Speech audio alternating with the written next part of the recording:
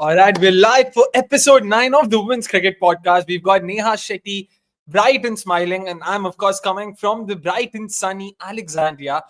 Had to flex that views, guys. Oh, sorry. This is how it looks. And I told Neha कि मेरे को फर्क नहीं पड़ता अगर मैं ठीक से ना देखो, but ये दिखना चाहिए. But, of course, guys, welcome yet again. Neha, how's your weekend been? How's your week been? And how's Bangalore been, importantly? Been missing it already.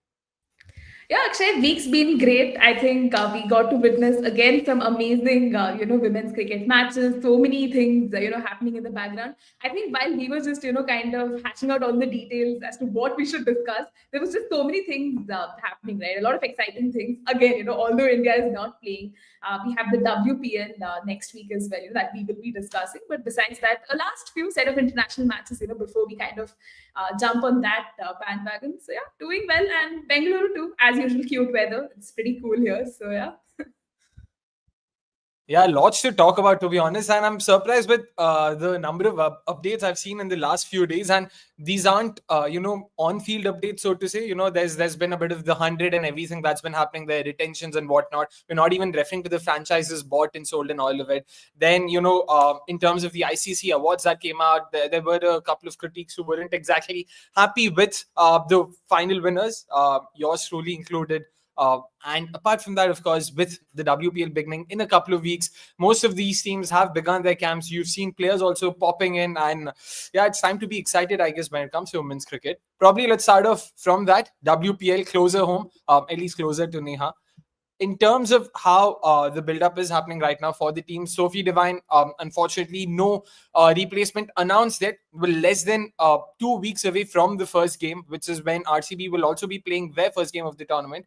What do you make of that, Neha? Like 13 days remaining. अब तक उन्होंने एक replacement sign नहीं किया. Why do you think that's the case? And do you think it's, मतलब, they're being prudent and not, hastening this decision? That's how you're looking at this, or do you think they should have made a decision by now? Honestly, Akshay, I thought they should have made a decision about it, because why, keep something like this waiting? You still have some options you can consider. But just looking at RCB entering this WPL, a lot of concerns, right? I think one definitely has to be that of Ellyse Perry. I mean, she landed very awkwardly on her hip. Was, I wouldn't say ruled out, but she wasn't, partaking in any of the activities on the field. Did come to bat briefly amidst a lot of cheer in MCG, but she looked, in clear discomfort, wasn't able to run. And in that England second innings as well, she was not at all participating. And we also have Kate Cross, who didn't participate in this one-off test. So another important candidate, who's not there. And with no replacement being announced for Sophie Devine, it just, everything seems all up in the air, and extremely bamboozled as to what is RCB waiting for. Because just less than 2 weeks to go, they really need to take some, tough decisions. Or probably they're just, I don't know, waiting it out, but not sure again for what. But yeah, as we see, a lot of teams are starting their preparatory camps, just getting everything in place. I hope RCB can do that too. We saw, like Kanika Ahuja has joined the camp. So I think that's good news, because we were concerned a little bit about her injury during that Challenger Trophy as well. All in all, yeah, it's been a difficult time, I think, as an RCB fan. But WPL wise, yes, I think all teams, seem to be shaping up. I think a lot of players will be joining the camps as well, considering the international season is more or less done. And yeah, just looking forward to that. Yeah, to be honest, Ellyse Perry was a subject I wanted to avoid, because I read the news and I was like, come on, no. My heart really sank. I don't think a blow like that can be absorbed by RCB at this point in time, given that Molyneux's missing out, Devine's missing out. So yeah, it'll be too big a blow to them, given all of that's happened. But again, Ellyse Perry, Neha, in terms of how big a role she played for RCB last year, we all remember the 6-4. We all then remember how she contributed with the bat as well. That'll be a huge blow if she ends up missing the WPL this time around. Massive, Akshay. And in all fairness, I think as RCB fans, we don't even want to see, that sort of a situation happening. I think we'll just cross the bridge eventually once the official news is out, so to say. But in all fairness, she's been such a vital cog, right, to RCB's prospects with the bat, with the ball, does her sort of magic in the field as well. And she is, that kind of star icon that RCB has obviously benefited so much from, both on and off the field. she's also the kind of player who just cannot remotely be replaced, right? I can't even think of options right now who would even come like close to the kind of standards that she has set. So it's extremely scary that this sort of an injury happened. I mean, honestly, I was thinking of it in the perspective of just her fitness itself, because although Australia has won the women's Ashes series, they did not want their players to get injured. It's a World Cup year and all of that, and you have the WPL, you have the hundreds. So you want your players to play in these tournaments, but also be fit, right? So more concerned about Ellyse Perry's well-being first, and then the WPL side of things. But definitely, I hope there is some remedial measures taken to kind of get her fit and back on track, because a loss like this for RCB is a massive, massive dent even before the season starts, and not great signs for the defending champions already, with that core just kind of disintegrating or just returning from injuries. So yeah, lack of match practice hopefully doesn't come to kind of bite them back. Firstly, Neha, again, to be honest, I'll blame you if you think Ellyse Perry can be replaced. वो तो होने से रहा. I don't think a player like that of that caliber can be replaced, because it's not just on-field performances we're talking about. Let's not forget that eliminator game that comes to mind. People talk about Ellyse Perry's performance with the bat and all of it. It was her who pumped up the group, even in the final for that matter. Actually, it's the final, not even the eliminator. 6 over 61 for no loss, RCB down in the doldrums. It really seemed like they were going to lose from there. And it was Ellyse Perry who, sort of took up the mantle and took that responsibility, brought in some energy, made sure that there weren't any drooping shoulders. Her own fielding efforts, yaar, wo to matlab, I guess I'll get tired just talking about that. Even in the recently concluded T20I series, the way she was diving left, right, and center. So, given all of that, that package cannot be replaced. Sure, on paper you might think, "Ha, AB seam bowling all rounder, AB seam bowling all rounder. We can probably come up with something." But yeah, there's a lot more to Ellyse Perry than meets the eye. So that's what concerns me. Given the absence of someone like a Sophie Devine and Molyneux, this will practically be the final nail in the coffin. Had she been the only player missing out, you could probably still take it with a pinch of salt and say कि यार मतलब है, chance है. अभी वो नहीं लग रहा. And in terms of names, sure, you can talk about a bunch of other names as well, but do you have any names in mind hypothetically? Should Ellyse Perry not be a part of the WPL, who do you think can replace her, like at least in the 11? Yeah, again, a scary question there, Akshay. I mean, obviously, the names that I did think of for Sophie Devine were coming to mind, the likes of Ola Prendergast, you have Annelie Dirksen, Catherine Bryce, and all of these folks, who can. I think of someone like even Sune Lees, but then, no, I think T20s, it's not like for like. Yeah, it's not like for like, but then these were some of the names that are immediately coming to mind. Even Heather Knight, for what it's worth, can be considered. But RCB will have to make a massive, massive decision first on the Sophie Devine replacement, and then possibly think, if Ellyse Perry is not fit, what is the way ahead? But yeah, I mean, right now, these are some of the options that were, kind of coming up. Any different names for you? I think Heather Knight now becomes really key, especially given that Sophie Devine's also, I mean, Ellyse Perry is also now going to miss out. You need someone with that experience. You need someone who's captain. And this is something we spoke about last week as well. Ki with Heather Knight, it's not just about the on-field performances, similar to what I was telling about Perry. That leadership group that she'll be a part of the leadership group, and you need someone who can offer that capabilities as well. It becomes imperative that someone like a Heather Knight now enters RCB's setup. But apart from that, it's very tricky, because again, assuming both of them aren't going to be available, and if Heather Knight comes in for Sophie Devine, then ideally I would like someone like a Dirksen to come in. But that would then mean Heather Knight needs to bat at number 4. Not that she's ever batted there. And I don't think number 4, number 5 mein utna zyada matlab antar hota, because situationally bhejna hai. Gone are the days where, you have a fixed number 3, fixed number 4, fixed number 5. Based on situations, based on entry points, batters need to be flexible and are expected to be flexible. But number 4, Heather, number 5, Dirksen, number 6, Richa, it's slightly tricky. Unless they stick to Richa at number 5, like they've done historically, and number 6, Dirksen, that's probably, something they can look at, because Dirksen offers value with the ball for what it's worth. And then number 7, of course, you've got someone like a Georgia Warren coming in.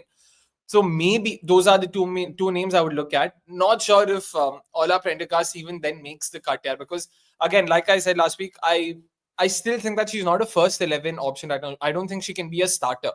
Had Perry and Devine both been available, then she could have been a backup. I don't think she's there right now to start for the WPL side and come up with those performances. Let's take a few comments, of course, before we go ahead. Sumit saying, before we start, just appreciating you for having a serious podcast on women's cricket. This is a good initiative and is going great so far. Thank you so much, Sumit. We are about 8 episodes in. I don't know why isn't there any heart coming, but this is all heart from us. Thank you so much for all the love. Please make sure all of you guys are like Sumit. Hit the like button. Do let us know your thoughts. We'll be taking all of your comments. And of course, episode 9 right now, hopefully episode 9 of a lot more episodes coming over the course of this year and future as well. But coming to the topic, Darshan also going on to say, would love to see someone like a Catherine Bryce as Divine's replacement.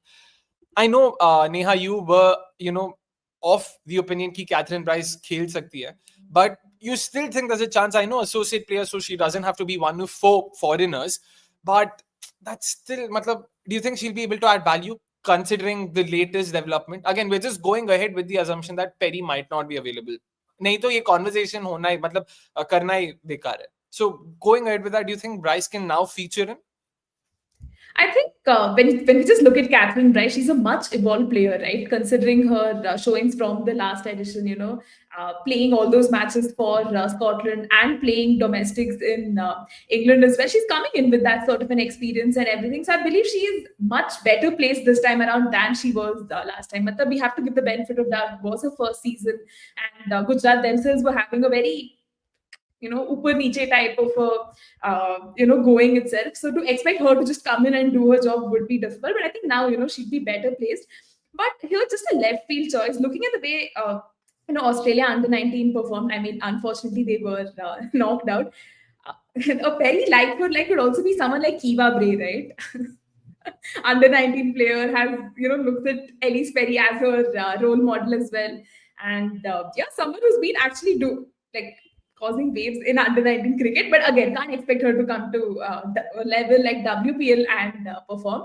But yeah, if you're taking a punt on a youngster, Kiva Bray was giving some sort of hope there. Even someone like a Lucy Hamilton, man. I mean, a pace bowling all-rounder, someone who can open as well.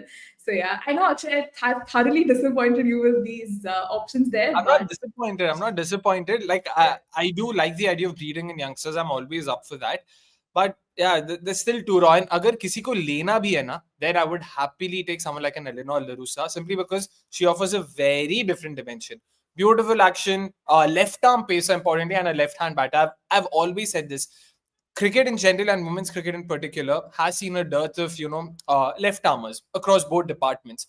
Given that someone who can be a left arm pacer and a left hand batter, that's a very rare commodity. Which is why when we were talking about Freya Kemp, it's not, again, when we talk about replacements, it's not about what do they offer on paper. It's a lot more than that. You need a different dimension. You need that variety in your pace attack. You need that variety in your batting lineup. Naito, if it becomes very one-dimensional, you're making it very easy for your opposition to plan against you. That's why someone like a Larusa, I've been very impressed with the bowling. Batting उतना ज़्यादा देखा नहीं था, but मेरे को Australian selectors पे भरोसा है कि अगर इसको number 5, number 6 पे रखा है, तो मतलब potential है. बिना बात के तो वो नहीं लेते किसी को. So that's where I'm coming from. So fair enough. Even Kiva Bray, even Larusa for that matter, time though, मतलब अभी बच्चे हैं वो भी, and Asia, the conditions are going to be different, the crowds are going to be different, so sort of absorbing all of it and taking all of that in, it doesn't come naturally to a lot of these youngsters. So you'll have to give them some time to just grow in their in their departments in the sport, and then take it from there. नहीं तो मतलब बहुत जल्दी हो जाएगा. If we are talking under 19, then I had Chloe Ainsworth in mind. If Cross doesn't play, that high pace is still an X factor even at this level. Yeah, Meko personally, I like the other Worth, Millie Illingworth. It's not Chloe Ainsworth for me. Agar pacer chahiye, because beautiful action. Importantly, she has that rare ability to skid the ball, get the ball to skid, and also come up with those bouncers. First of all, that action itself, like halka sa round arm, halka sa matlab, she's not very tall as well. And these attributes actually help bowlers, because you usually come across tall, bulky bowlers, hitting the length and all of it. So aisa jab tum karte, you surprise batters. So I've really liked what little I've seen of her. And but yeah, Neha, what do you make of it? Because Kate Cross herself has not really been in any form of match participation, so to say, because she herself has been injured slightly, if I'm not wrong. Ab tak matlab koi clear confirmation nahi mila hai one way or the other. Darshan also going on to say, what's the deal with Cross? Every day the news seems to be different on her fitness. First of all, fitness pe kya hai? And secondly, do you think it might even come down to a situation where we might have to replace her? I think, yeah, we might really come to that sort of situation where we might have to replace her. In the first place, I think we discussed this last episode as well. The very fact that Kate Cross was retained was a little surprising, right? Looking at her returns in T20 cricket, in the 100 and all of that, it's been very mediocre, so to say. So considering, the kind of injury spate that RCB is going through, I think Kate Cross was one of the options we did think, would definitely make into that playing 11 to kind of beef up the pace attack and all of that. But now, considering we don't have an exact idea on that, I think RCB still would want to look at options that they can explore in the pace bowling department for an overseas pacer. So I was thinking of, I think, someone like a Lauren Bell, one of the biggest positives from this women's Ashes. I mean, the way she's been bowling has been spectacular. And I think someone in our comments also mentioned Kim Garth, right? I think she's another great option we can explore. But yeah, I mean, people seriously have to, just assess all of the injuries and find the right sort of replacements. I think a lot of fans will be disappointed because the core of that 2024 winning side is going to be massively, massively different. The composition is going to change. For the better or worse, the season will tell us. But here's hoping, speedy recoveries to all of them, more importantly. And yeah, RCB should find, a way to just make do with all of these concerns. Yeah. Yeah, and I'll also have to just stop, pause, and remind everyone कि last week किसने बोला था Kim Garth wouldn't be too bad a replacement for Sophie Devine. Just trying to jog everyone's memory. But jokes apart, of course, she would be a fantastic option. Has been bowling phenomenally well in the recently concluded Ashes. And on top of that, yeah, just a gun pacer who can also offer value with the bat. Although not the greatest of contributors, we'll also have to be clear about it. ऐसा नहीं कि उनका batting अभी भी बहुत अच्छा है. I also probably was slightly taken away with the fact that अरे Ireland के लिए खेला है तो है बहुत potential. I was looking at her numbers later, strike rate of 78, 79 in T20. Is this, yeah, not exactly comforting. So, but जो भी हो, number 10, number 9 के लिए भी she can handle herself, and a gun pacer, so she sort of is an upgrade over Sophie Devine, the pacer, that way. So should RCB see any merit in her? And yeah, again, should Kate Cross not be available, then definitely someone like sorry, what was her name? Yeah, Kim Garth would be great.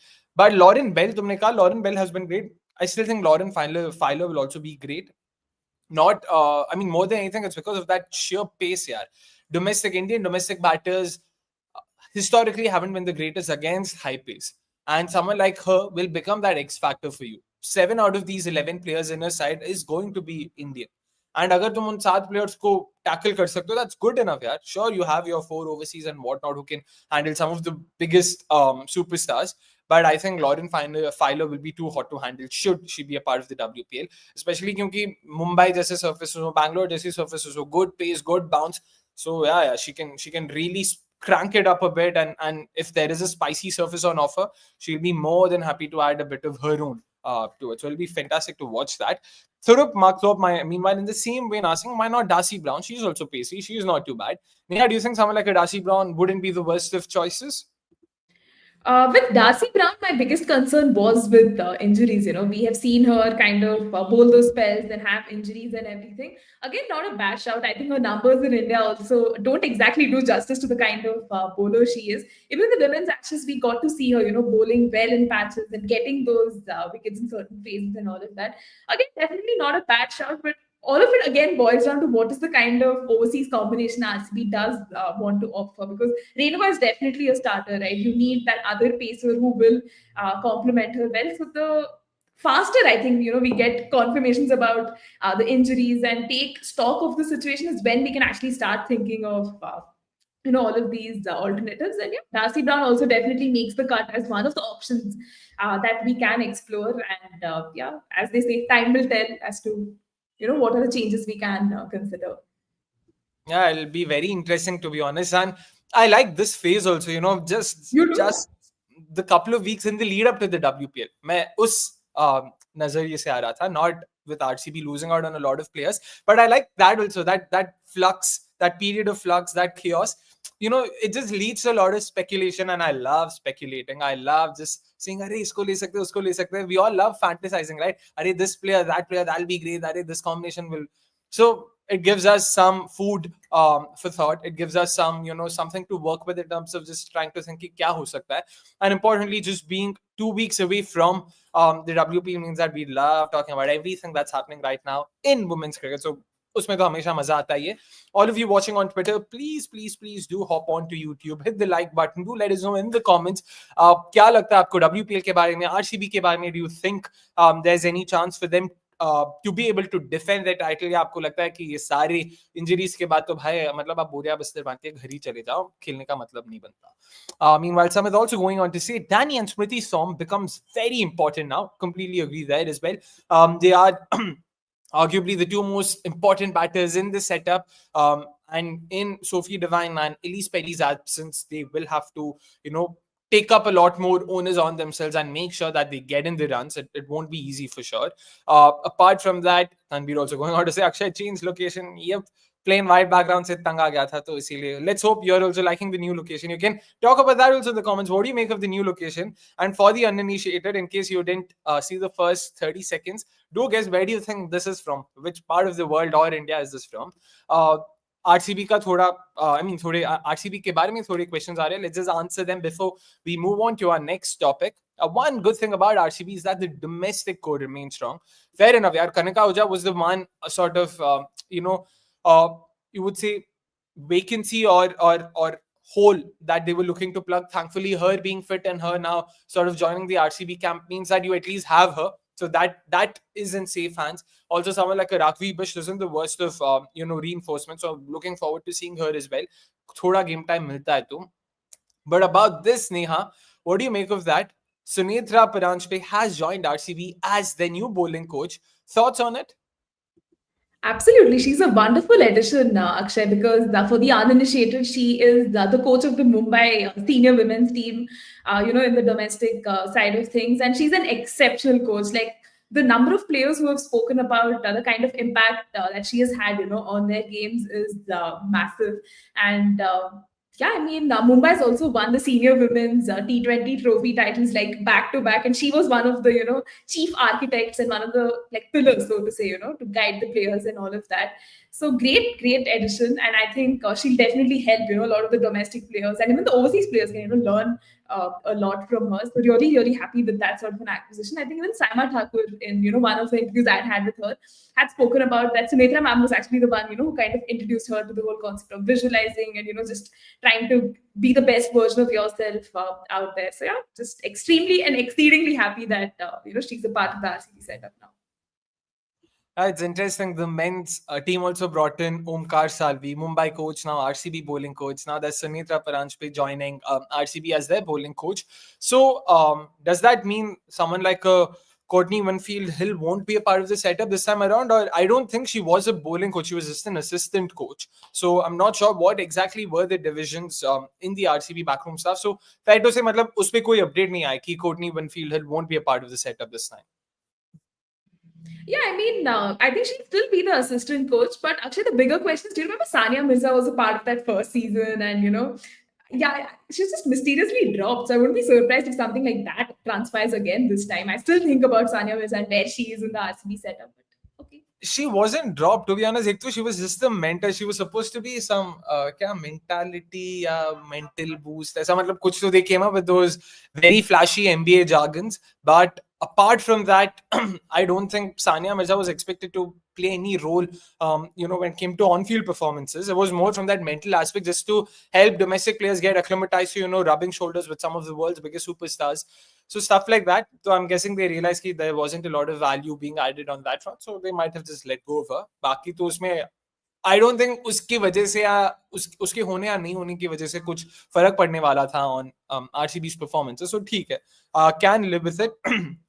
Courtney was the fielding coach, I guess, says Samit. Meanwhile, Darshan also going on to confirm that Courtney Winfield Hill has taken a bigger role with England. So I'm not sure if she'll be available. So that'll also be interesting to see ki hota kya hai wahan pe. And lots to look forward to from an RCB lens and also from a WPL length in general.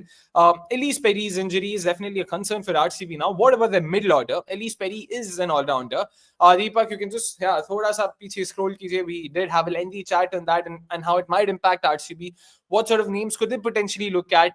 Should it come to that? Let's hope that that won't be the case. We're talking about two RCB fans here, so thoda sa bias bhi rahega wahan pe. Lastly, of course, guys UP warriors का squad red कर लो. यार ये भी हमने क्या था, तो आपको ये स्क्रॉल करने की जरूरत नहीं है. हमारे यूट्यूब channel पे जाइए. Post the WPL auction in December, we had spoken about each of the 5 squads and shared our thoughts on it. Initial thoughts, of course. Next episode on the 8th of Feb, we will be previewing each of the 5 squads. We'll be talking about them in great detail. What to like, what not to like, what to look forward to, and importantly, which side do we think is going to win the title, and why is it going to be RCB once again. Until then, क्या भाई, मैं तो सीधा ऐसा shout out देके निकल रहा था. ऑफ कोर्स जल्दी है, बट इतनी भी जल्दी नहीं, टेंशन मत लो, बहुत सारी चीजें हैं डिस्कस करने के लिए. Next we'll probably talk about the under 19 world cup. यार the Indian women under 19 team have been doing very well this time around. Once again reached another final, 2-2 so far, at least when it comes to reaching the finals. Hopefully they will be able to defend their title as well, Neha. But in terms of the last 7 days and how the tournament has progressed, a lot of serious games, been fun watching them.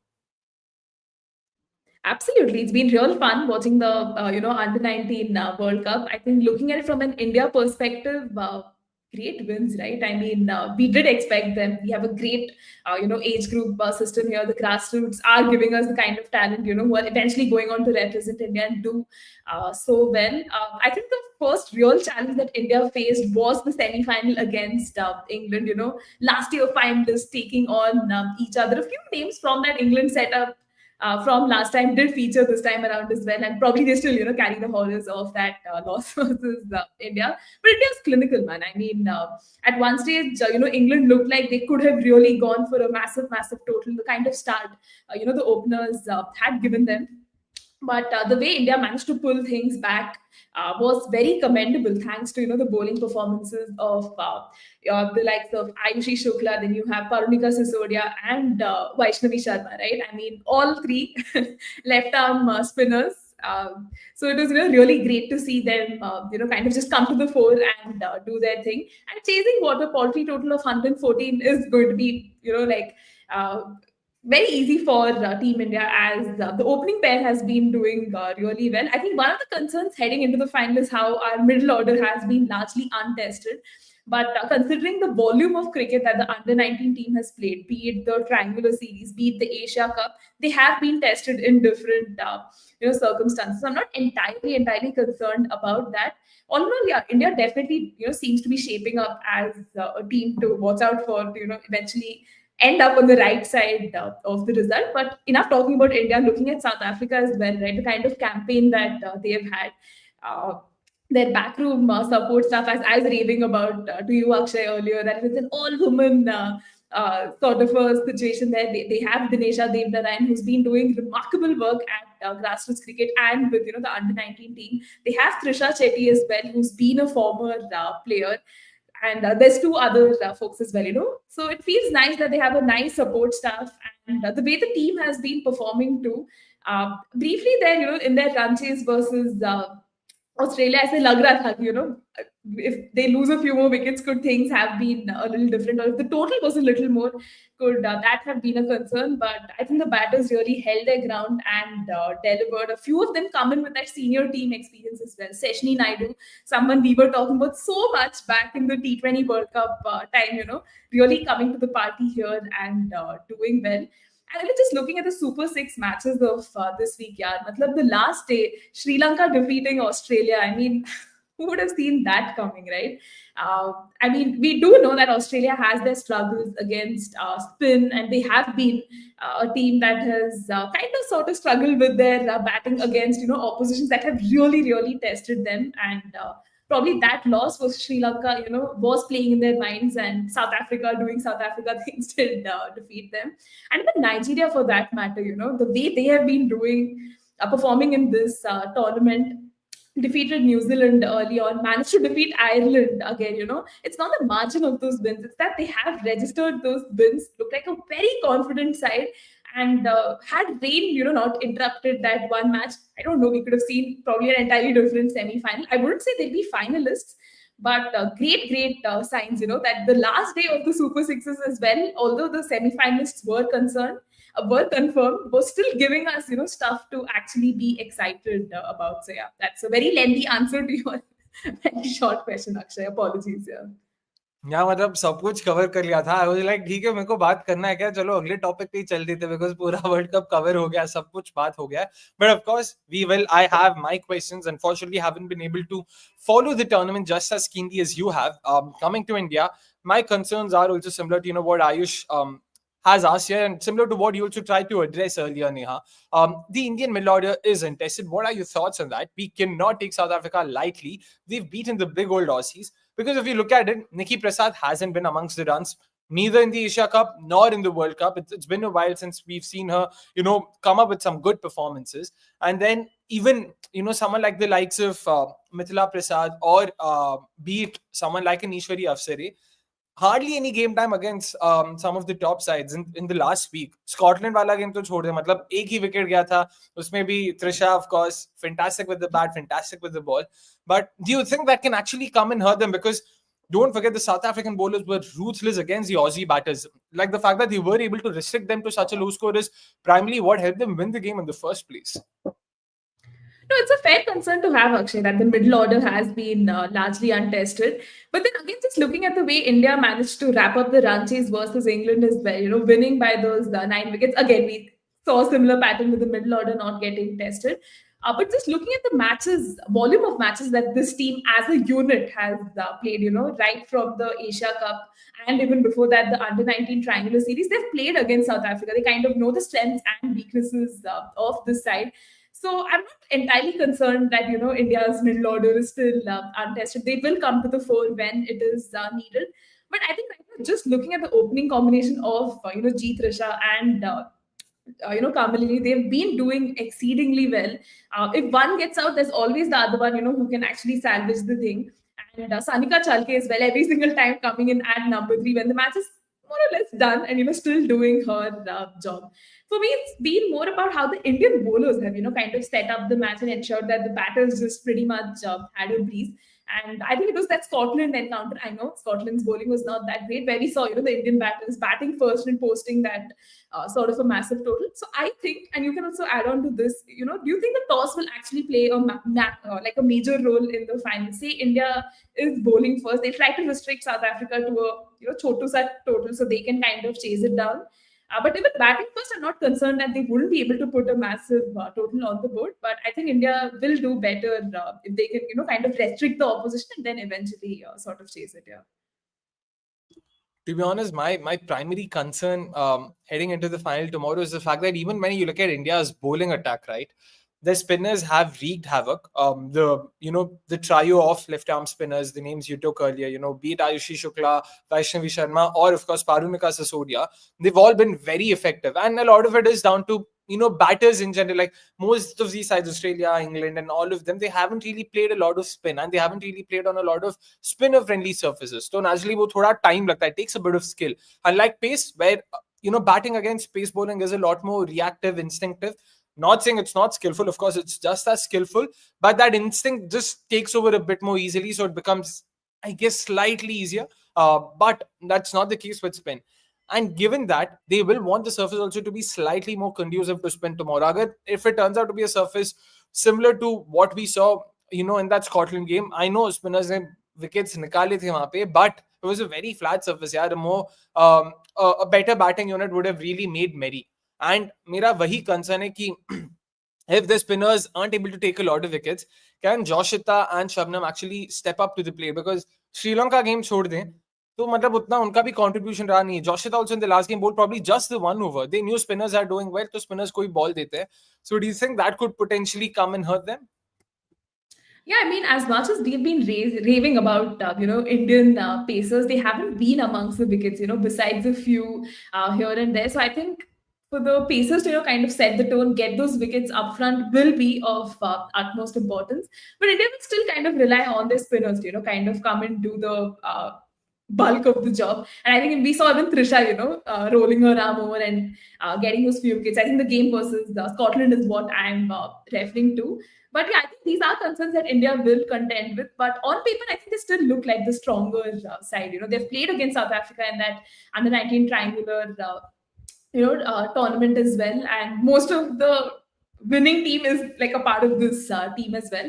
So not entirely concerned. I still think India has that sort of an advantage coming into this match, but they'll kind of hope for a little more from their pacers to set the tone, and eventually for the spinners to kind of come into. But I think the toss will still play an important role as to how the match kind of proceeds. Yeah. I mean, excited to see how that pans out tomorrow. Of course, the game's coming live from Malaysia at 12 p.m. sharp IST. थोड़ा अभी मेरे को recalibrate करना पड़ता है. But yeah, it'll be interesting to see क्या होता है वहाँ पे tomorrow's game. And of course, let's take a few comments before we move on to the next topic. Quite a few of them coming. In fact, a lot of them comparing Trisha to Smriti Mandhana, asking us is Trisha the new Mandhana? Sure, सब बात कर लेंगे. Let's start from the beginning, and there we go. South Africa is good at fast bowling, especially in the starting overs of the power play. That is true. Australia game में भी हमने देखा था how effective they have been. Someone like an Ashley Farnwick as well, like the way she's bowled, तो बहुत मजा आएगा उनको भी देखने में कि how India content with her, because हमने Indian bowling versus South African batters की बात की, but make no mistake, Indian batters also, like Neha pointed out earlier, the middle order hasn't been tested. So should South Africa actually get through that top three, they will be entering, uncharted territories with the Indian middle order. And Kamalini herself, like 50 in the last game, but usse pehle even she hadn't really done much. So again, मतलब देखना पड़ेगा कि क्या होता है, how she goes about her business. And yeah, बहुत मजा आएगा देखने में. There's actually a lot of ways in which South Africa can come and attack this Indian setup and hurt them very badly. So मजा आएगा वो देखने में. Vasant meanwhile saying, I think Trisha can be tried in the T20 format. She's got a good power game, and I think she's the only player with that game compared to others. Neha, what do you think? Like, I'm guessing Vasant is talking about actually fast tracking her right now. And if that's the case, you think any merit in it कि Trisha को भेज देते हैं अभी? No, I mean, thank you for the comment, Vasant, and really high praise coming from you. But I think to slot in Trisha directly into the T20 format might be a little premature, right? I mean, this is again the under 19 level, and it'll be very I don't know, very premature again of us to assume, कि boss इसको senior team में डाल देते हैं, because just looking at Trisha's performance over the years, her backlift and her batting technique has changed significantly, from that past World Cup. So she's still a player who's, a work in progress sort of a thing. I'd still like to see her, play a little bit more of those A2s and then eventually transition seamlessly into, the senior side. I think before that, there's also the WPL, that could really play a massive role in how she can contend with challenges at the highest level. But I've seen a lot of comments like this, where people feel a lot of these under 19 players can directly be slotted into their senior teams, which is a tough call, honestly, because the under 19 level is like starkly different from the challenges that they would face, at the senior level. Trisha is definitely one of the talents to watch out for, but yeah, I think her game is still developing, and we'll have to see. Yeah, I completely agree with you there, because it's too early to, try and pigeonhole someone like that. I mean, I know even Vasant is probably not trying to pigeonhole Trisha over here, but yeah, too early. थोड़ा time देते उसको मौका देते. Something we spoke about earlier while discussing Kiva Bray and Elnor Larusa. Under 19 players यार, बच्चे अभी 16, 17, 18 साल के बच्चे हैं. हम लोग तो 27, 28 साल की उम्र में भी समझ नहीं पाते कि कैसे खेलते, क्या करना चाहिए. तो उनको तो मौका दे ही सकते. So let's give it some more time before we jump to such conclusions. She's been great so far. It's been fantastic to watch her bat, but let's first give her some time at the WPL level. I don't think she's been picked in the last auction, right, Neha?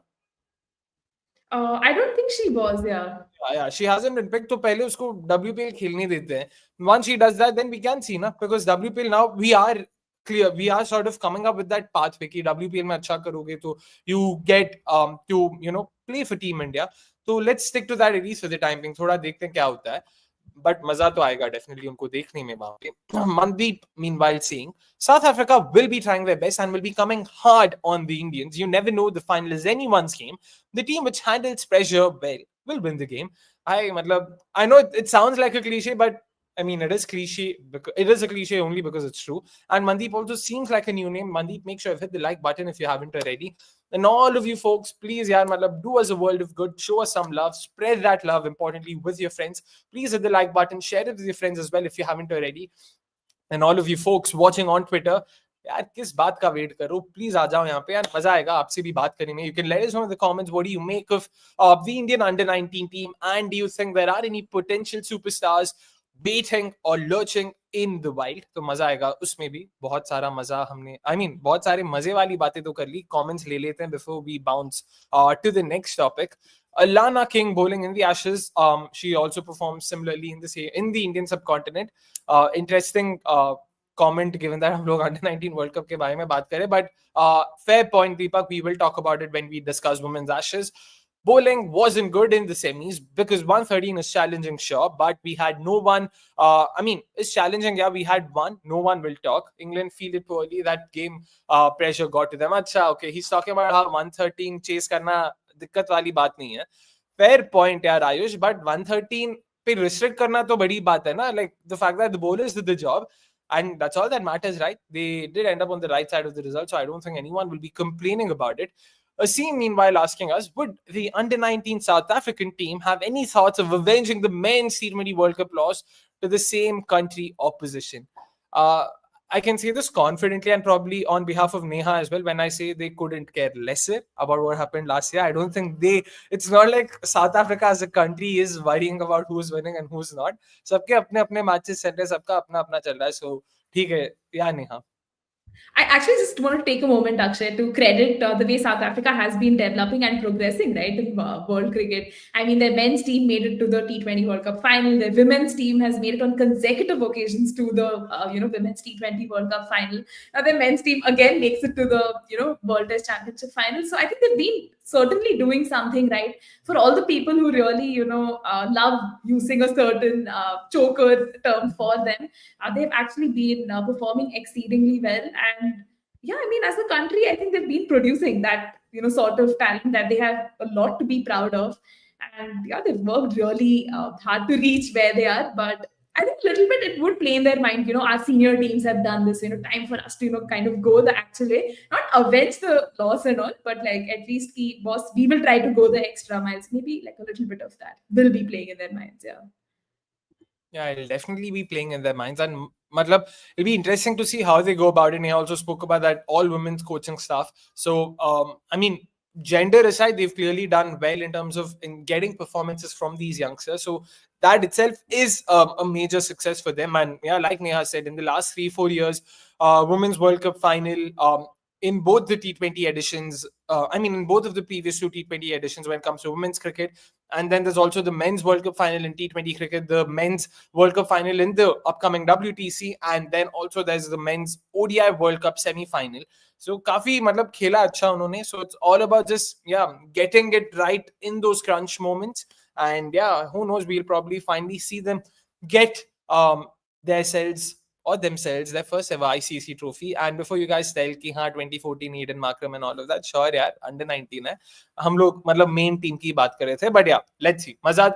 And if I'm not wrong, the 2008 under 19 World Cup final was between India and New Zealand. I was trying to think of South Africa India ka hi tha. No, India South Africa was probably the semi final, and it was New Zealand in the final against whom Virat Kohli's team, of course, won the under 19 World Cup. Few comments. Trisha's batting is looking like S Meghna. यार मंधना से मेघना ये तो एकदम ही wide spectrum है. तो I guess we all just sort of see what we want to see and take it from there. So interesting that as well.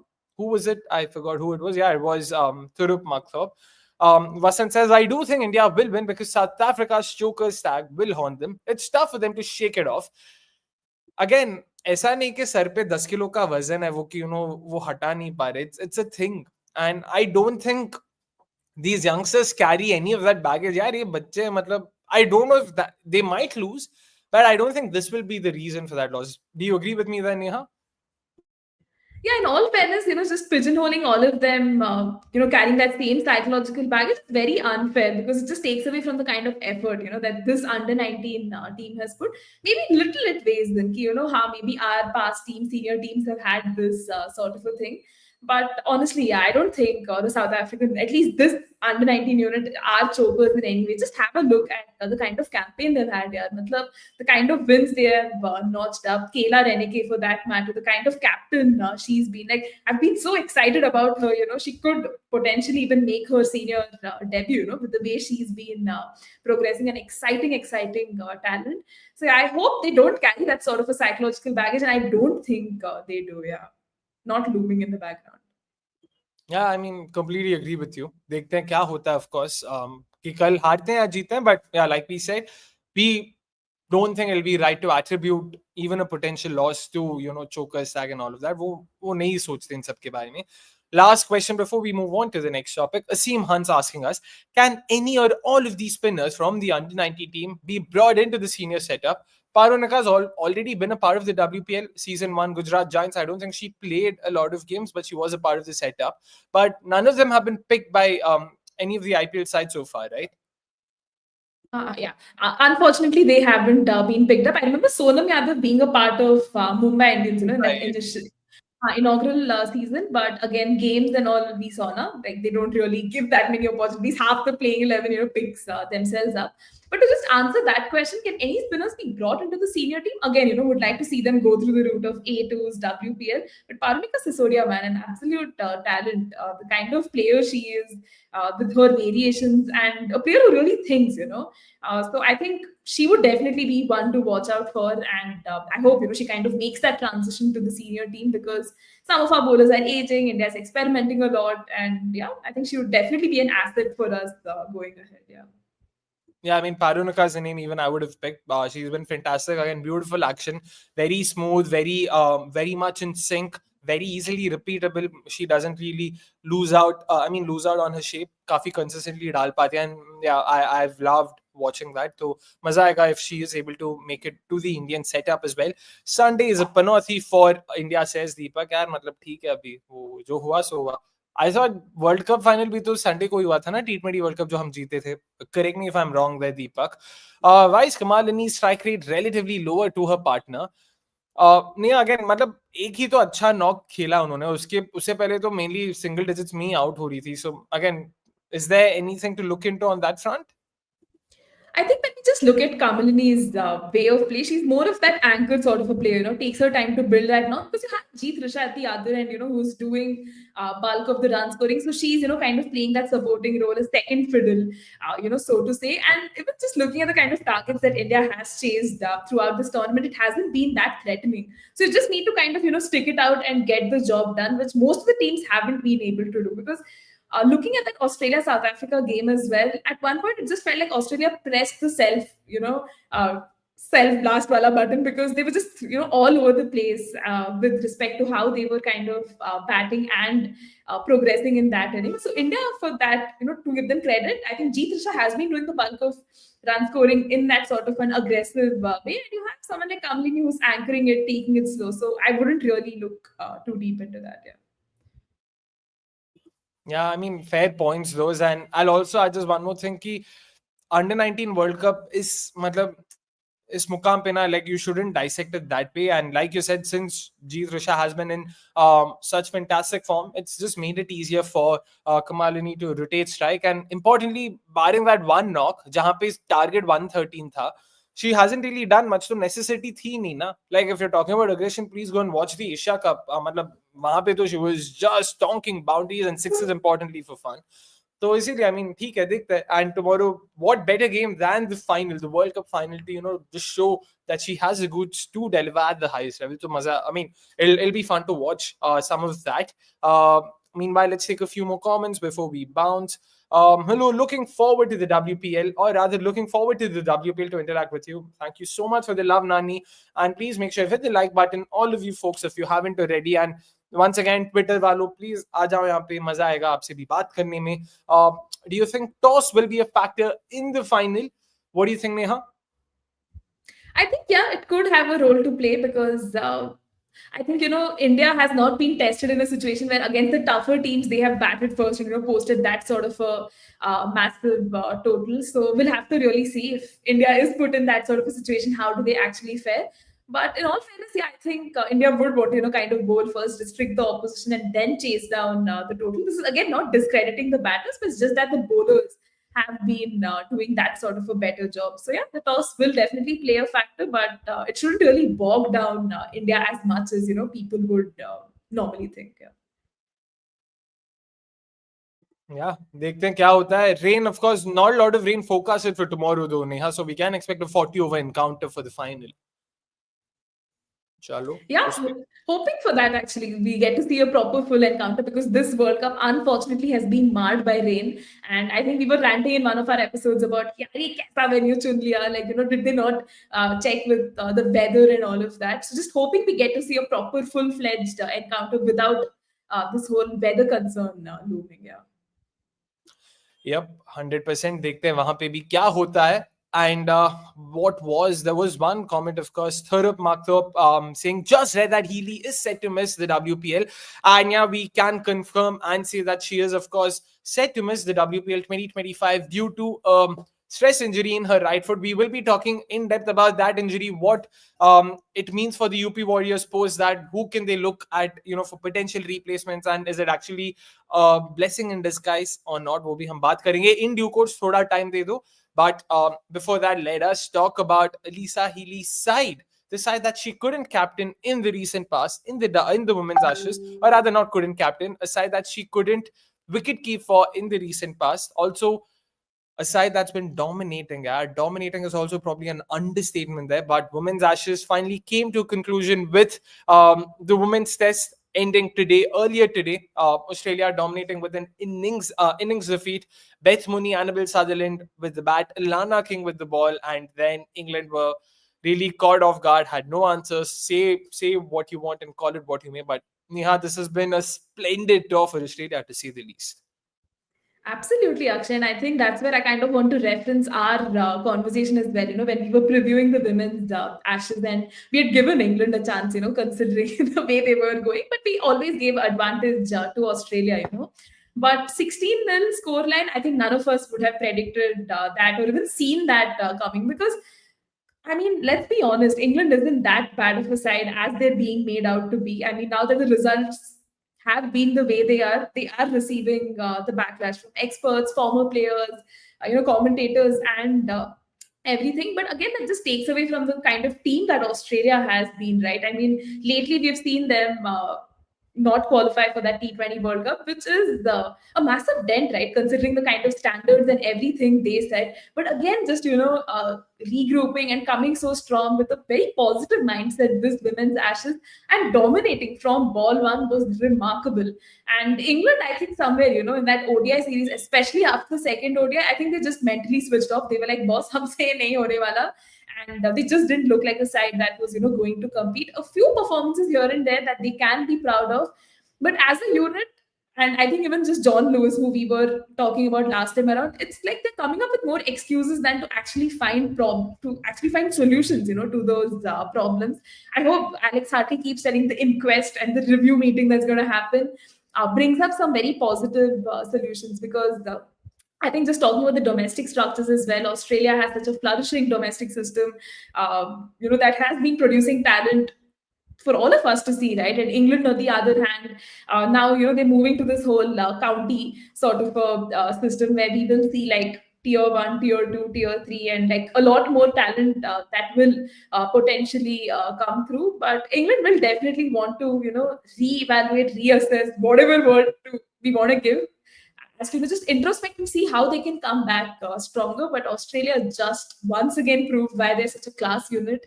And the 16-0 scoreline is just something they're going to savor for a really, really long time. Yeah. To be honest, I was trying to think England's perspective से हम क्या बोल सकते हैं, but I guess last week it was all about the English side and how what's been going on both off the field and on it.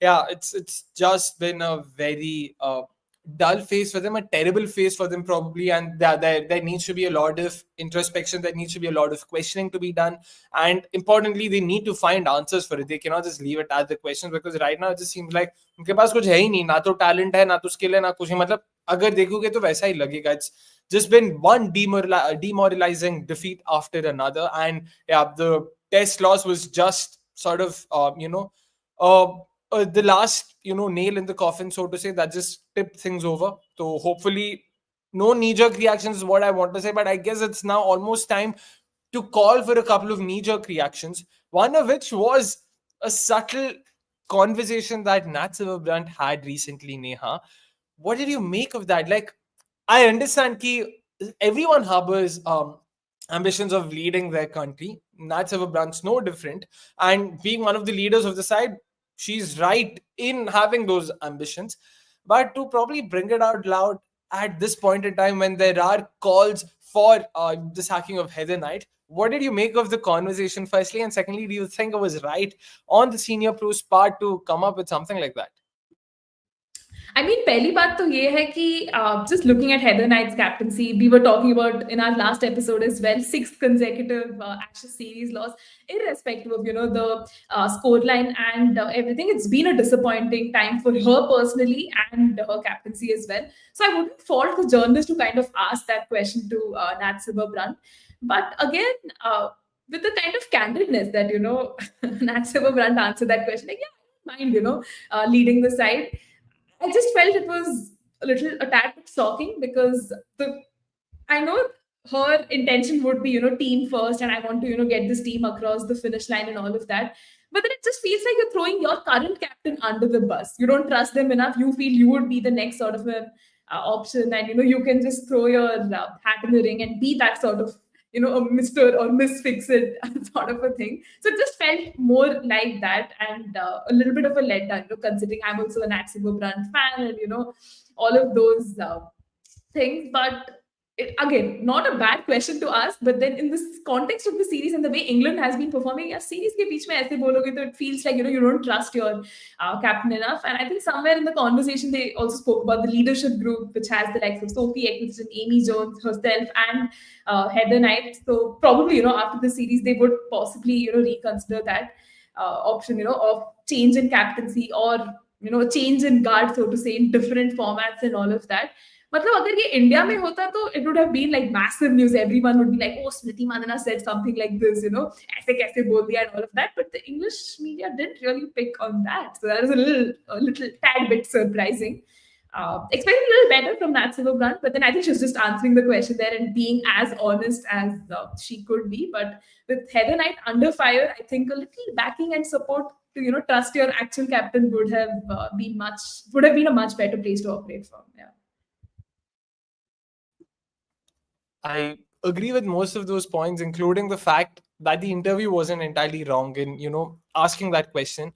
But it was a tad bit uncalled for, but we don't know, where she was coming from, what was she trying to say. We all have those, goof ups, we all have those guffaws where we sort of think in hindsight, maybe that's not what I wanted to say, or that's not what I was feeling. But yeah, given the kind of series this has been, they all must not exactly be in the greatest of spaces. So which is why I'll just cut her some slack, give her the benefit of doubt. And as long as things are fine between Heather Knight and Nat Silverbrandt, then I'm fine with it. It's all right. But just one thing to say कि यार Heather Knight की captaincy पे Nat को तो बात नहीं करना चाहिए. Like मैंने देखा है Trent Rockets को, मैंने देखा है Mumbai Indians को, मतलब ठीक है, मतलब sure you have that, आप बोलो, but ठीक है, मतलब whatever, sure, okay, yeah. Let's move on to some of the comments. Sutherland and Mooney with the bat, Ilana and Gardner with the ball, but I'll have to give full credit to the English team on the field. अभी क्या बोले यार, मतलब लेकिन एक तरफ ये होता है, दूसरी तरफ मतलब again they don't want to talk to certain people just because they have some comments to make, which is why, again, going back to last week's discussion, which if you guys haven't caught a glimpse of, do check out the clip we put out on YouTube and Twitter. It's not been doing too badly. It was a great conversation the two of us had. We spoke about the rights, the wrongs, and maybe what could have been done better if there could have been some middle ground. But importantly, why was Alex Hartley right and the English team wrong? And they will have to accept that they aren't anywhere close to where they should be if they want to do well at the highest level of international cricket. But मजा तो नहीं बोलूंगा, सजा ही है अभी फिलहाल John Lewis के लिए and of course Sophie Ecclestone के लिए भी, but it won't be easy. Speaking of both the names though, Neha, John Lewis, Sophie Ecclestone, another name I'll add to the mix, Alyssa Healy, UP Warriors के सब साथ में खेलते हैं. And now we'll have to talk about it. मेरे हिसाब से तो बढ़िया segue था ये. But Alyssa Healy is set to miss out the WPL 2025. It won't be easy for UP Warriors. At least that's what a lot of folks will say. But I know there'll be one person who'll be jumping in joy. And Nikhil bhai, agar aap comments mein ho, to please do let us know in the comments why are you jumping in joy. We all spoke about how Alyssa Healy's inclusion or retention meant that they had too many top order batters and there was no one to really cut through the clutter. But now her potential absence, not potential, in fact, her clear-cut absence will mean that they'll have that overseas slot that they can use on a pacer. Do you think this is a blessing in disguise? I think yes, Akshay, it is a blessing in disguise, because I think if you go back to some of my old comments, I was telling, this is a make or break season for Alyssa Healy. She has to deliver as captain, considering the kind of run that UP has had over the course of the 2 seasons. It's been very underwhelming, right? Even for her as a batter personally, scoring those 160 odd runs is not something you'd expect, from a player of her caliber. So I really feel bad that a player like her for the past 12 to 18 months has been suffering because of this injury, has been in and out of teams, but fortunately has such a lovely team, always backing her up, and there's always a captain who can step in. So for me now, I think it's pretty simple. Chamari would definitely make the cut as the opener with someone like a Vrinda Dinesh. And captaincy ke liye, I was thinking of someone like Deepti Sharma, because we know of that whole coup that happened with Delhi Capitals and her wanting to migrate there with captaincy ambitions. So do you think UP Warriors would actually consider that, having someone like Chamari in that playing 11 as an opener and Deepti taking over the reins of captaincy? Personally, I wouldn't go ahead with an 11 like that, but I will have to agree that it isn't the worst of developments for UP Warriors, because we all spoke about how, again, it's not a reflection of Alyssa Healy or my love/hate for her. It's just that in that setup she wasn't adding the kind of value she would have in, say, another setup in a different point in time. So given that, I did feel her not being available meant that all those top order batters you have, domestic and international, can now be put to much better use. But I still don't have Chamari starting for me. मेरे 11 में तो चमरी कभी थी नहीं और अभी भी नहीं है. चमरी अगर मेरा बचले तो चमरी को भी मैं बोल दूं कि आप थोड़ा देख लो, आपका पैर ठीक है, आपका हाथ ठीक है, अगर सब ठीक नहीं है तो आप थोड़ा ऐसा इलाज करा लो, हम लोग भेज देंगे, आपको टेंशन नहीं है. But like as expected rather, Nikhil bhai saying no Healy and the exclamatory mark probably answering our question over there. But I do have Vrinda Dinesh opening, and who opens with her will be interesting. If they want some experience, I don't mind Grace Harris. Brisbane Heat के लिए भी उन्होंने काफी अच्छा किया है. Hasn't been the greatest of openers for Australia, but ज़्यादा games नहीं है, so it's cool, because you would want someone like a Grace Harris. Then the reason why I would also do something like that is because I want that vacancy in the 11. I want to bring in a pacer, someone like a Lauren Filer, someone like a Kim Garth. Like, imagine Kim Garth, then I'll add Kranti Gaur, then I'll add Talia Megra, then I add the 3 spinners, a wrist spinner, a right arm off spinner, and then a left arm spinner. Arguably 3 of the best spinners in their respective suits. Oh boy, मतलब एकदम ही धागा खोल देंगे ये लोग. क्या लगता है? Yeah, Akshay, absolutely. That is definitely, already shaping up to be quite the playing 11. But even looking at Alyssa Healy's replacements, in case they want to go down that route, someone like a Lizelle Lee, how about her? I mean, again, an Express, the opener, would love to see her play in a league like the WPL. Do you think UP Warriors could potentially experiment with that, or again stick with probably Grace Harris and Vrinda opening? Why do you need a like-for-like replacement? तुम्हारे पास इतने openers हुए. Shweta Sehrawat is an opener. Kiran Avgire can bat at the top. Grace Harris can open. Vrinda Dinesh hai. And I'm pretty sure I'm forgetting at least 2 more names. I'm not even including Chamari in the mix so far.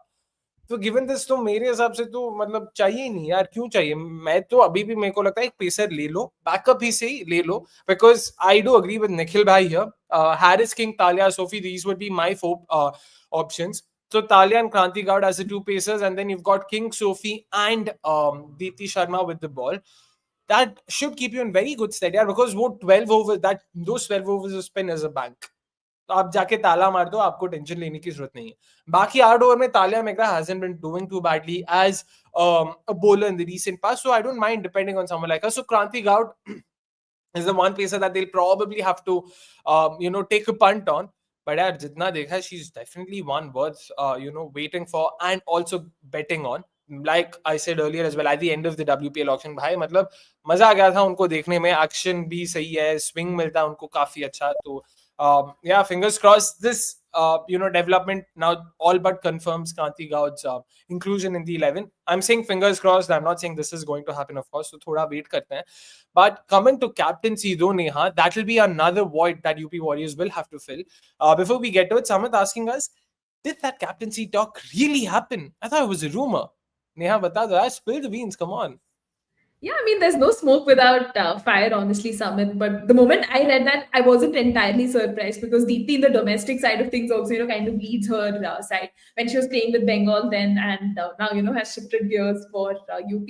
But I'll tell you honestly, actually, instantly when I read this news, ki Alyssa Healy is out, the first name that came to my mind to captain the side is Deepti Sharma. I mean, just looking at how consistent she has been last season, mein wo MVP thi, and Indian team maybe after the whole pecking order, somewhere I see her in that pecking order of captaincy as well. Has played for such a long period of time, knows the players in and out, and is a consistent performer herself, right? And we should groom more Indian captains for sure, because say after Harman's retirement, Smriti is leading the sides. If there's the possibility of a split captaincy sort of a thing. So, candidates like Jemima, like Deepti have to be experimented with, and what better occasion than UP Warriors itself, right? So, for me, the first name that comes to mind for captaincy is Deepti Sharma itself. But again, like there's the P Mac and all of them in the mix as well. So, dekhna padega what is the route they go with, because John Lewis is there and Sophie Eccleston as well. So, would he take the punt and have someone like a Sophie Eccleston lead the side? For me, it's a no-brainer. It has to be Deepti Sharma. But आप बोलिए, आपको क्या लगता है? I mean, I'm just loving this consistent theme we've managed to carry on, where we agree to disagree with each other. I don't think Deepti Sharma should be made captain. Again, not a reflection of Deepti Sharma, the player, or her performances. I agree with you. She's arguably been UP Warriors' most consistent performer. Last year, though, we remember those 3 consecutive 50s in the back end of the tournament and how crucial it was in UP Warriors almost making it through to the playoffs. All said and done, I don't think she is a leader right now, and I don't think you need to look at her given you have someone like a Talia Migra. Yeah, Australian side को lead करी है पिछले 4-5 महीने से, and she's not been doing too badly at all. Even in the World Cup, even in the series that happened post that against क्या अपना India. I don't think she was no, not the India series. So it was probably the New Zealand series. Wasn't too bad at all, and also WPBL maybe Adelaide Strikers won the title for under Talia Megra in 2024 or rather in 2023, the year before. So again, there are definitely quite a few achievements she's already had in her short period as a captain. So मेरे को लगता है वहाँ पे, and also because she's going to be a short starter. ऐसा भी नहीं कि you're force fitting someone just for the sake of captaincy. So yeah, मेरे को तो वही लगता है. I also think she's one of those who will thrive under responsibility. So if she can do that and add more value with the bat and ball, because last year she was really miserable in both departments. Hopefully won't be the 24 WPL she hardly did anything. She couldn't contribute. In fact, she was later dropped for Chamari Attapattu. So wo hai. But yeah, Neha, what do you think? No, I just quickly wanted to add this aspect of Talia Megra itself, right? The kind of fortunes that she has had. I mean, definitely she has led the Australia side and everything, but still, having an Indian captain definitely works well, because I don't know, like I've seen a lot of these interviews where players talk about the team environment, and having, like, say, an Indian captain they can open up to more easily than an overseas captain in that match. So I was thinking of it in that perspective. If Deepti does eventually end up becoming captain, it would help, the Indian domestic players to confide to, form that sort of a unit and be more open with her. And she can also integrate the overseas players as well. Deepti herself comes in with, experience of having played in other franchise leagues, so she knows the other players too. Not making a case that Talia Mega should not, it's like उनको captain नहीं बनना चाहिए, but then Deepti just gives me more confidence of being able to just get that unit, bring it as a cohesive unit and have them perform. So I was thinking of it in those nights, but T-Mac is definitely not a bad shout. Also with Eccleston, I'm trying to think, 100 made, does she captain the originals? No, right? She doesn't. So she's never really captain. So मेरा वही है, तो जब captaincy experience बिल्कुल नहीं है, तो why would you go to someone like her? Like, I don't think it's necessary. Might have been a captain temporarily, but जितना याद है full time captain तो कभी नहीं रही है. Again, I might be wrong, so Neha can confirm that in due course. Thorup meanwhile saying, I won't be surprised if the big brain of John Lewis brings in Sophia Dunkley because of a recent form. Again, point being, तुम objectively देखोगे, do the UP Warriors need a top order bat? The answer to that is a resounding no for me. So, which is why I don't know if it makes any sense. But Neha, talking about replacements as well, do you think there are names that UP Warriors can look at to replace Alyssa Healy? And are you looking at like-for-like replacements? Are you just looking at someone who would add more strength to their bowling attack, or who would just, complete the setup as a whole? How are you looking at this? I mean, instantly, like right at the top of my head, I was thinking of a like for like, and that's why, I was thinking of Lizelle Lee. But now that you mentioned that the UP Warriors unit already has, like a lot of ready-made options that they can actually take from their own squad, I think they can look to, kind of beef up their pace attack. Because I think when you just look at UP Warriors, they did have Shabnam Ismail in that first season. Why they let go of her was very bizarre. They let go of Lauren Bell as well. So probably beefing up that pace attack with, say, someone like a Darcy Brown or Kim Garth would, kind of really help their prospects as well. And even just looking at their pace department, I mean, Saima Thakur does come with a fair bit of international experience. But Kranti Gaud is again, just domestic se seedha tum WPL. We can't expect her to perform, right? So it would be taking a massive punt on someone like us. Having an overseas spacer would definitely, be worthwhile in that sense. So yeah, instead of a like for like, if they can get a player who adds a lot of value, I think that would be much better, considering they have the options. Yeah, and apologies, Sophie Eccleston did captain Originals last season. It was a very forgettable season for them. Originals ke liye pehle, I think Kate Cross would captain, and then it changed. So, yeah, I mean, apologies for that, of course. Sophie Eccleston was the captain in the last season. But again, not a lot of experience. You have someone like Talia Megra, who's a regular club captain and was also captained Australia. So, करने की जरूरत है नहीं वहाँ पे. But coming back to the replacements, of course, Lizelle Lee was another name that, was taken. I don't know. Again, like I said, I personally don't think they need to go for a like-for-like replacement. It will be a tad bit unnecessary because of the fact that they don't have too many pace options in their setup. We spoke about how they let go of someone like a Yashasri. Anjali Sarvani has not really been in the greatest of form. And is level pe, can she perform consistently? Pata nahi hai.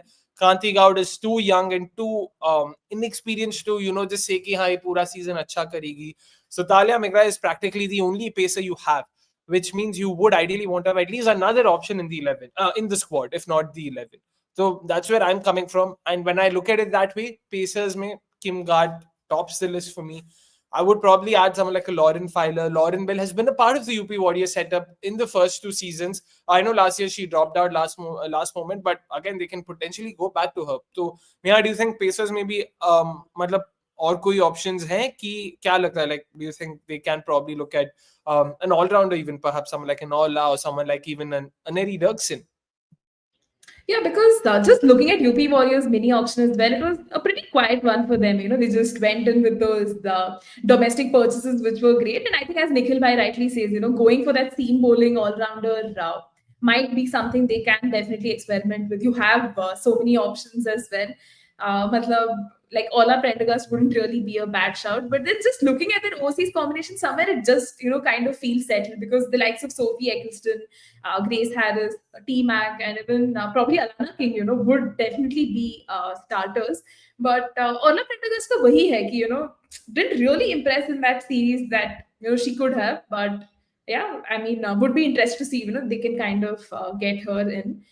But yeah, as Darshan says, their top order is definitely too packed. So वो थोड़ा figure out करने में they will take time, because Kiran Navgire herself, man, has been in stellar form. I think that quarterfinal versus Railways in the one day trophy, in 25 balls scoring 64, and it was just remarkable. She made a match out of what seemed like an easy Railways win, right? So definitely their top order is very stacked, and that's where they can undo the mistakes of their options and kind of build on that pace bowling department, or even try to get a pace bowling all-rounder. Yeah. And again, I'm just, because जब मैं अपने दिमाग में उनका 11 बनाता हूँ ना, Vrinda Dinesh opener 1, opener 2 is vacant. For now, let's keep it vacant. You've got Kiran Navgire, you've got Deepti Sharma, you've got Shweta Sehrawat. Shweta batted at number 5. I think she'll hold on to it. Talia Megra will bat at number 4. I think now she'll start for them game in, game out. Number 3 is vacant. अगर number 3 पे तुम Deepti Sharma को खिलाते हो, then another option they have is someone like a Kiran Navgire opening with Vrinda Dinesh, because Deepti Sharma did very well for them at the top, and have been saying कि Deepti Sharma को एक chance मिलना चाहिए at the top. India के लिए, UP Warriors के लिए तो उन्होंने अच्छा किया था, so if anything she warrants a promotion over there, and she had batted number 3 right last year, Neha, when she did well for them in those in the latter half of the tournament. Number 3 number 4 पे ही bat कर रही थी. Yeah. Number 4 था शायद, because Chamari bhi thi tab, so Chamari and then Kiran was opening for them. So maybe number 4, but number 4 पे खेल सकती है, तो number 3 पे Talia Migra को खिला लो, it's interchangeable. Number 5 Shweta, number 6 Grace Harris, number 7 is where you have a vacancy. Number 8 would be Sophie Eccleston, number 9 would be Alana King, number 10 would be Kranti Gaud, and number 11 would be another vacancy. Now, I feel this is why I think someone like a Catherine Price actually would have been great here for UP Warriors, because option bhi hota hai, they need bowlers basically. They need bowlers who can bat and not batters who can bowl. And great option, been doing very well with the new ball. Last WPL she wasn't too bad at all. Wouldn't really affect the overseas combination because she's an associate player. So वो एक देखा जा सकता है कि how they look at her. But Dirksen is another name that they can look at. Number 7 पे उनको एक pace bowling all-rounder की ज़रूरत है. Once again, emphasis being on the bowling and not the batting necessarily. So that's why probably Dirksen would lose out on. And someone like an Ola Prendergast can make it, because she's been bowling really well. WPL ho, yeah, even India for that matter, batting उन्होंने perform नहीं किया, but bowling she wasn't too bad at all. So someone like her, number 7, batting की ज़रूरत है नहीं. So batting she can maybe be utilized as a pinch hitter or something and focus on the bowling. Kim Gart is another option they can look at. But इसमें problem ये है कि Grace Harris, Alana King, Sophie Eccleston, Talia Megra, your 4 overseas options are practically locked in, which means whoever you bring in as a replacement will most likely not feature in the first 11. तो फिर अगर वो होने वाला है तो आपको देखना पड़ेगा कि मतलब how do you look at it? Then someone like a Poonam Khemnar potentially bats or comes into the 11, bats at number 7. तो वैसा कुछ होएगा. Uma Chetri is another name Darshan also mentions, and I agree.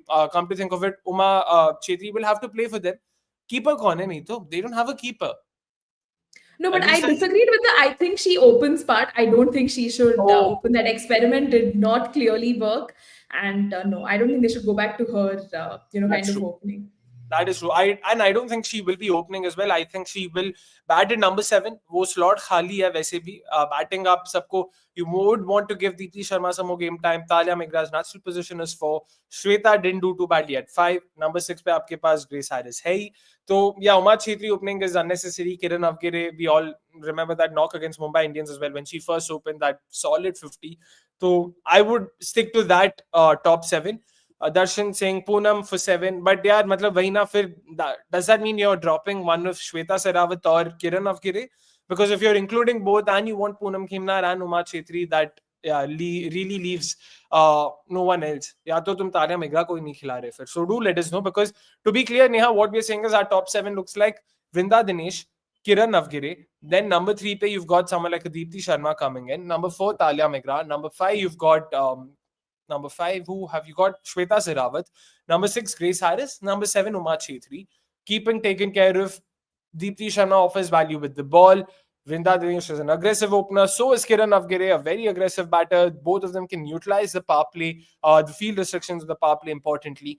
And then you've got someone like a Talia Migra, offers value with the ball. So you've got 8 overs of bowling in the top 7. उसके बाद तुम्हारे 8, 9, 10, 11 पे 4 और bowlers add हो जाएंगे. So I feel that way they can probably, make it work for them.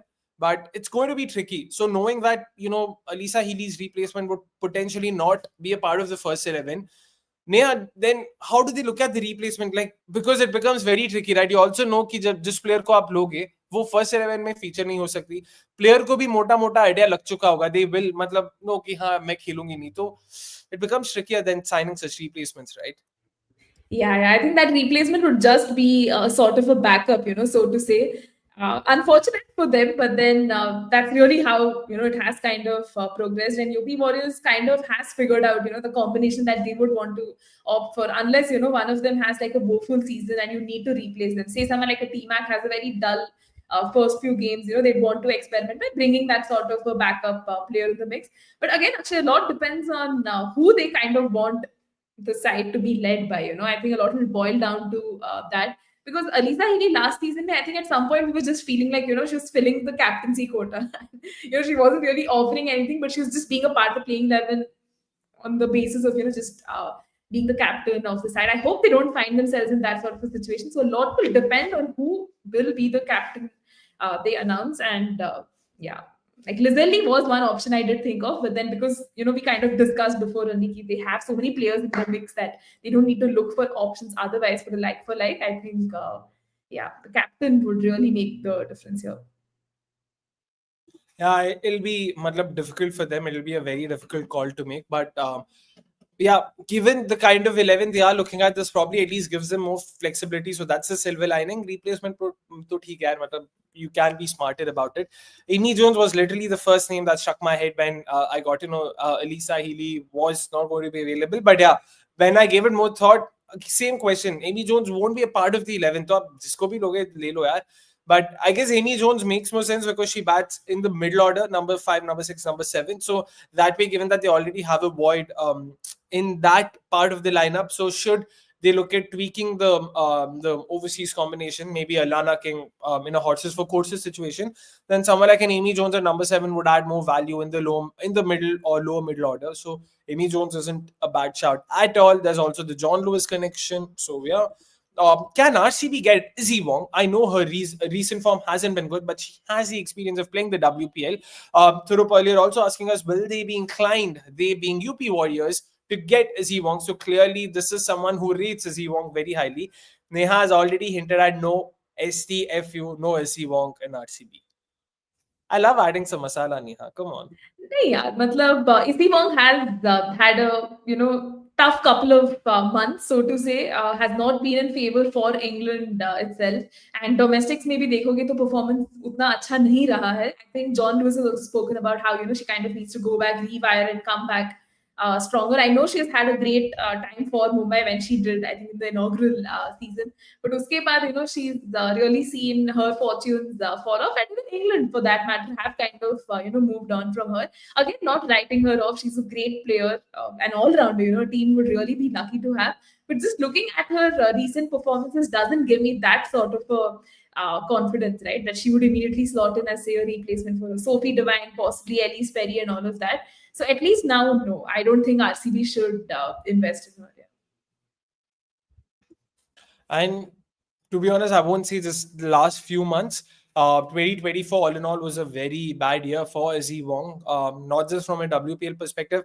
In fact, 2024 been 2023 na, even before the WPL itself, like last year when Mumbai Indians had released her, she was released last year, right? Yeah, Shabnam Ismail came in place of Izzy Wong.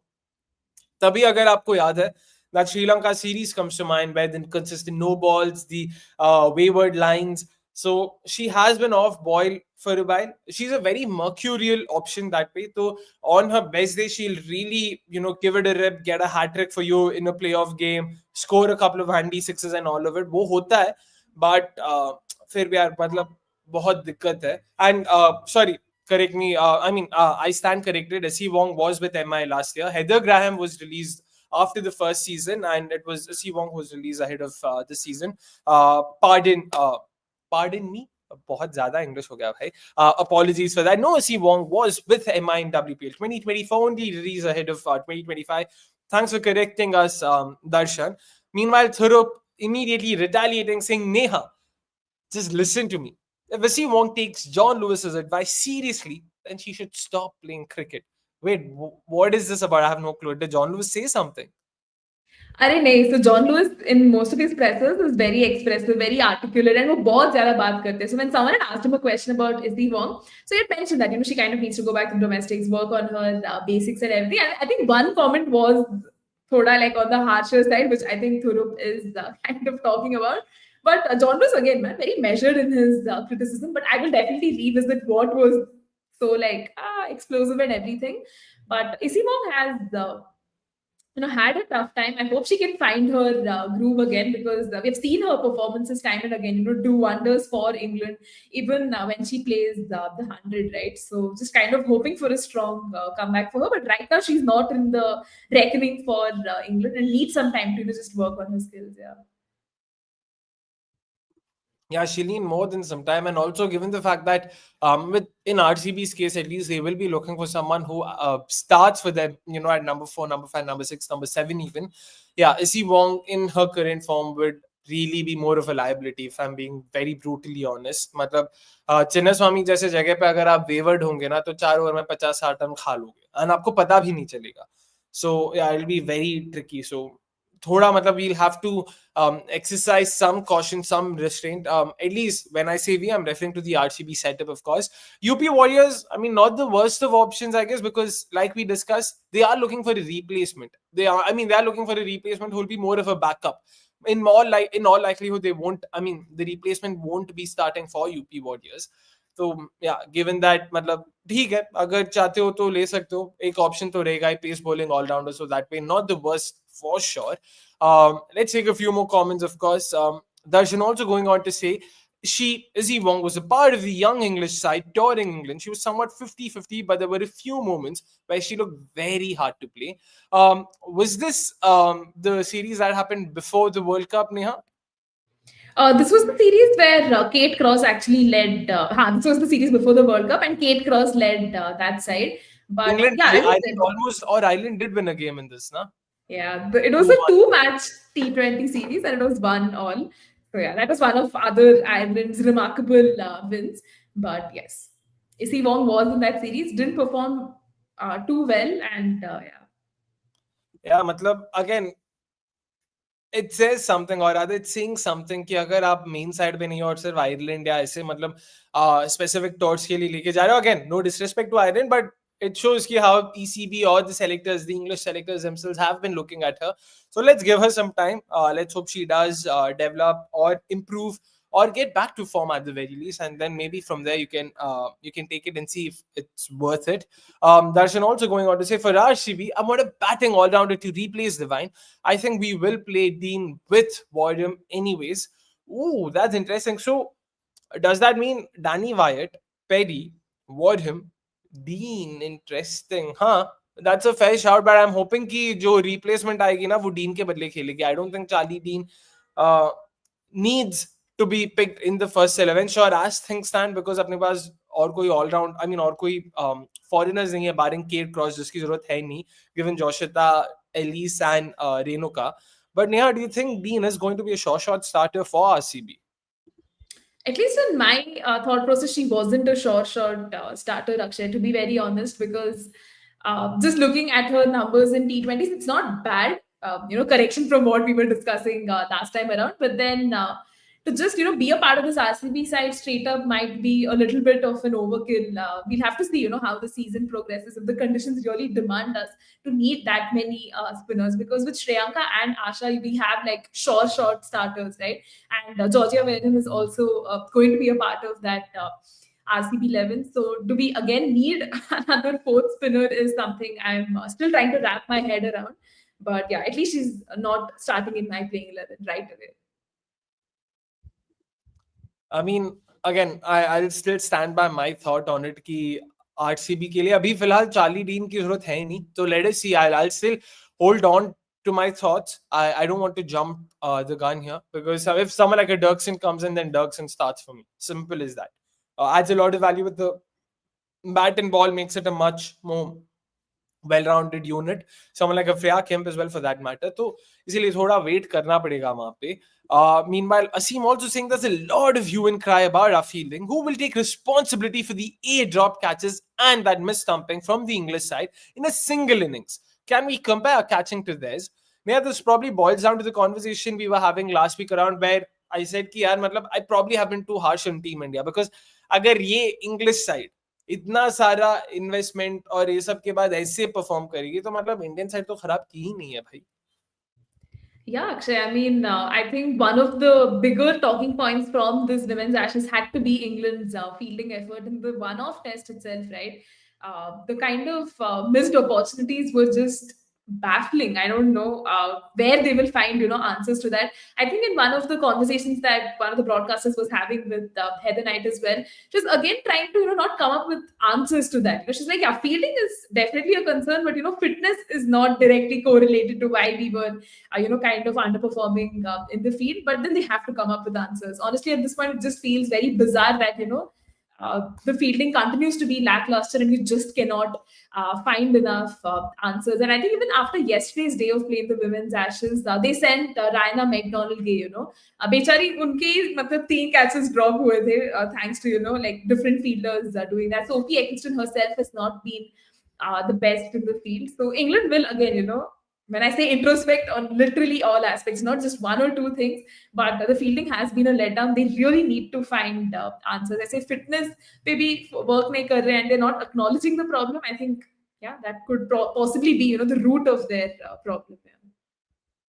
Yeah, I mean, hopefully they are able to, come up with some sort of a panel, or वो क्या बोलते हैं यार, yeah, panel ही बोलते हैं, जहाँ पे they actually discuss this and come up with conclusions, actionable changes that can be made and implemented, and hopefully they will come much better, much improved, and a lot more hungrier for success going forward, because the last few months have really been a disaster, to say the least. But that's that from this episode of the Women's Cricket Podcast. Unfortunately, that's all the time we have. थोड़े एक दो topics miss हो गए. I know Neha won't be very amused with it, with my hurry to end the episode. Unfortunately, जो भी होना थोड़ा ऐसा अपना इधर ऐसे वाले व्यू के साथ ना, there's only so much time I can spend, but I will make sure next episode we will be here for a solid 2-hour show, जहाँ पे हम सारी teams के बारे में बात करेंगे. We will be doing the mega WPL preview, talking about each of the 5 sides. And hopefully by then, Sophie Devine would have been, a replacement for Sophie Devine would have been announced. A replacement for Alyssa Healy would have been announced. So a lot of things to talk about over there as well.